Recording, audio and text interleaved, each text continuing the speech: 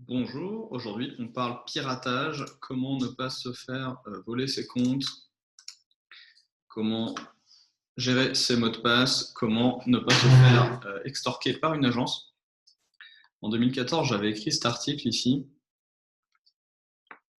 avec un petit peu une liste de tous les risques classiques quand on travaille avec une agence. Et ça, c'est des exemples qu'on voit souvent. Un des risques principaux, c'est le mot de passe. Donc, à l'époque, on avait mis en place ce fichier que les clients ont toujours un petit peu de mal à remplir parce que ça demande un effort, forcément, à part quelques-uns qui sont plus parano naturellement. Et on se rend souvent compte qu'il y a toujours des comptes qui sont coincés par une agence, par un freelance, par un collègue, un ex-collègue, etc. Et donc ce fichier-là, c'était une checklist qu'on avait fait à l'époque pour faire le suivi. Donc aujourd'hui, je vous présente rapidement des bonnes pratiques.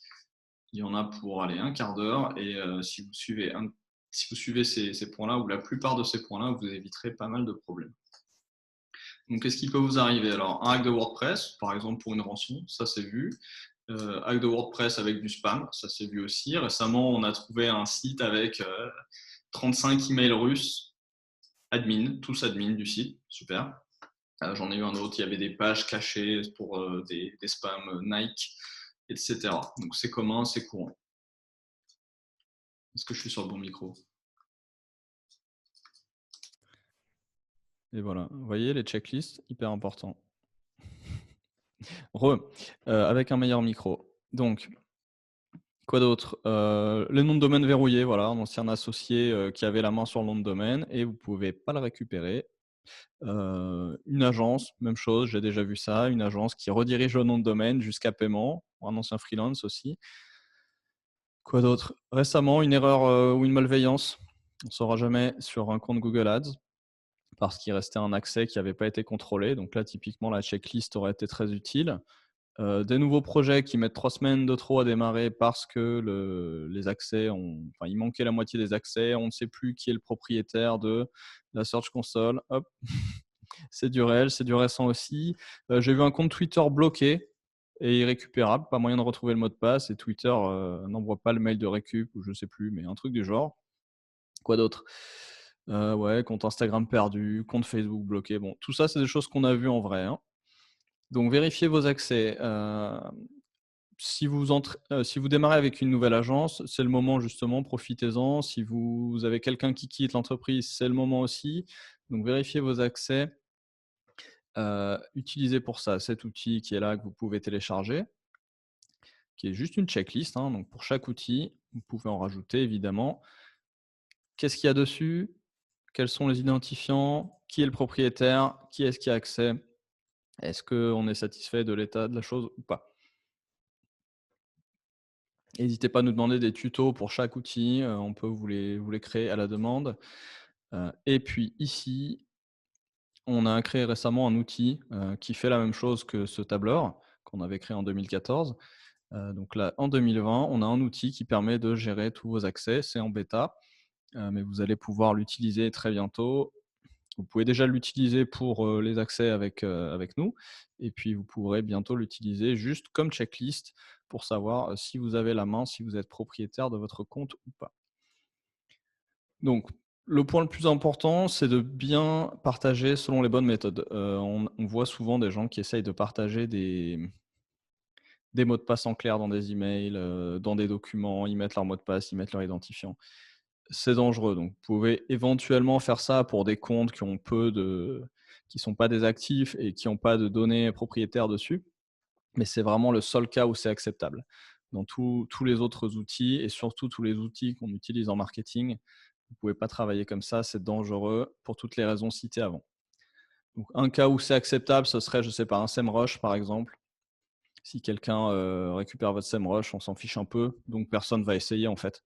Au pire, ils ils dépenseront sur votre carte, mais c'est le pire qui puisse arriver, c'est pas grand-chose. Donc, la façon idéale de partager, c'est les comptes maîtres. Ça a plusieurs noms suivant l'outil. Donc les outils les plus matures ont des systèmes comme ça. Voilà un exemple avec, le Facebook Business Manager. Facebook Business Manager, c'est un endroit où vous avez vos pages, vos comptes publicitaires, éventuellement des apps si vous avez des apps, compte Instagram, le pixel, les audiences, etc., etc., etc. Tout est là. Tout est là. Vous pouvez ajouter votre équipe et vous pouvez aussi ajouter votre agence en une fois. C'est la meilleure façon. Vous pourriez ajouter les membres de l'agence un par un ici, comme des gens de votre équipe. C'est pas idéal parce que derrière, s'il y a un problème ou si vous arrêtez de travailler avec l'agence, vous allez devoir les enlever un par un. Alors que si vous utilisez la fonction dédiée pour les agences, la fonction Partners, vous pourrez couper tous les accès d'un coup. Et l'agence derrière, elle, fait sa gestion d'accès en interne. Mais vous avez un point pour couper les accès, un point pour contrôler ce qui se passe. C'est quand même mieux. Donc voilà, ça c'est ce qu'on vous recommande partout où c'est possible. C'est possible sur Facebook, le Business Manager, sur Google Ads avec le MCC et quelques autres, je ne sais pas, au hasard, Mailchimp propose ça. Bon, vous voyez, quand vous voulez partager un accès à un outil, essayez de voir si cette fonction est disponible. Alors malheureusement, plein d'outils n'ont pas cette fonction. Donc quelle est la next meilleure option? La meilleure option suivante sur la liste.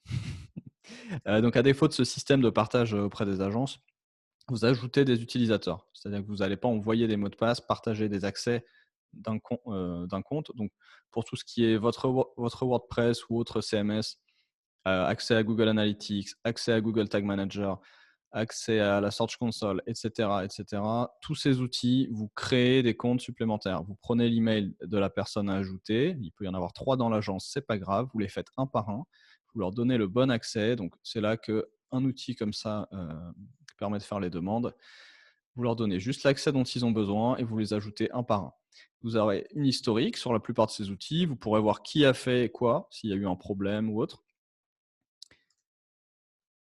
Hop. Voilà, donc c'est l'approche la plus safe. Vous pouvez facilement couper l'accès de quelqu'un à tout moment s'il y a quoi que ce soit, si vous vous séparez d'un collaborateur et autres. Donc, si vous ne pouvez pas donner l'accès à l'agence, ajoutez des comptes. Enfin, certains outils ne proposent pas d'ajouter plusieurs comptes. Il y a un compte et puis c'est tout.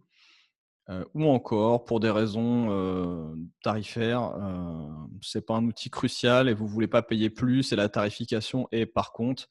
Donc vous allez avoir un seul compte et vous allez vous partager le mot de passe. Dans ce cas-là, envoyez pas les mots de passe dans un fichier ou dans un mail. Utilisez un gestionnaire de mots de passe. Je vous recommande LastPass, qui est celui que nous utilisons, qui permet même de partager des mots de passe sans les montrer. La plupart du temps, ça fonctionne, donc c'est une très bonne pratique. Il y a une version gratuite, une version payante. La gratuite est vraiment pas mal. La payante permet de vraiment gérer des équipes très finement. À vous de voir. Si c'est juste pour partager avec votre agence quelques mots de passe, la version gratuite suffit. Et enfin, dans le cas où vous n'avez vraiment pas le choix, il faudra m'expliquer quel est ce choix, mais ça peut arriver. Vous avez cet outil qui est fait par, regardez bien en bas, automatique.com, donc la société qui fait WordPress. Assurez-vous de ne pas vous tromper et d'aller sur un site moins fiable. Vous pouvez écrire un secret, décider les paramètres et le secret sera oublié après 3 vues, 72 heures ou autre. Vous obtenez bien sûr une URL. Je vous fais une démo. Hop. Voilà, vous avez un lien, vous l'envoyez à la personne et ça disparaît, contrairement à un mail ou un fichier. Il y a toujours une archive quelque part, c'est dangereux. Donc voilà, ça c'était les différentes façons de partager. Ensuite, quelques bonnes pratiques en 2 mots. On se répète, hein, ne donnez votre email à personne. Donc ajoutez des comptes de chaque personne, ne partagez pas votre accès à vous. Envoyez pas les mots de passe en clair, utilisez un gestionnaire de mots de passe. Dans le pire des cas, Quick Forget. Changez vos mots de passe si vous avez quelqu'un qui vous quitte. Donc, idéalement, chacun a un mot de passe différent. Vous lui coupez son accès, c'est réglé. Si ce n'est pas le cas, s'il y a des mots de passe partagés, vous allez devoir les changer quand la personne vous quitte. Les mots de passe faibles, je passe très vite là-dessus, mais tout ce qui est mots du dictionnaire, les noms propres, les noms communs, les suites de chiffres, non. Tout ce qui est facile à deviner, non. Il faut que ce soit difficile à deviner, mais facile à se rappeler. Pas le même mot de passe entre chaque outil, donc éventuellement avec le gestionnaire de mots de passe, vous pouvez tout consolider au même endroit avec un mot de passe maître très fort et ça vous permet d'avoir des mots de passe différents par outil. Donc si quelqu'un arrive à, craquer votre mot de passe, il n'a pas accès à tous vos outils d'un coup. Et enfin, les appareils mobiles, posez-vous la question, notez-la quelque part. Si je perds un téléphone, si mon employé perd un téléphone, si mon agence perd un téléphone ou se le fait voler, est-ce que la personne a accès tout de suite ou pas? Est-ce que j'ai un moyen de couper l'accès à ce téléphone ou pas? Donc je vous invite à utiliser soit notre fichier, soit notre, nouveau système, sur jico.co pour, vous assurer que vous avez le contrôle de tous vos comptes, qu'il n'y a pas une agence, un associé, un ex-employé, un ex-freelance qui va, vous couper un nom de domaine, des données Google Analytics ou que sais-je, ou vous dépensez, 5 000 € d'un coup sur, Google Ads, par vengeance ou par erreur. Voilà, donc je vous invite à utiliser ça, prendre le temps et puis, regarder un petit peu quels sont les modes de partage idéaux, nettoyer un petit peu votre business manager et comme ça, quand vous rentrez, ou sortez des collaborateurs, des agences, des freelances, vous avez la main, vous ne craignez rien. Merci et envoyez-nous vos questions en commentaire, par email et cetera.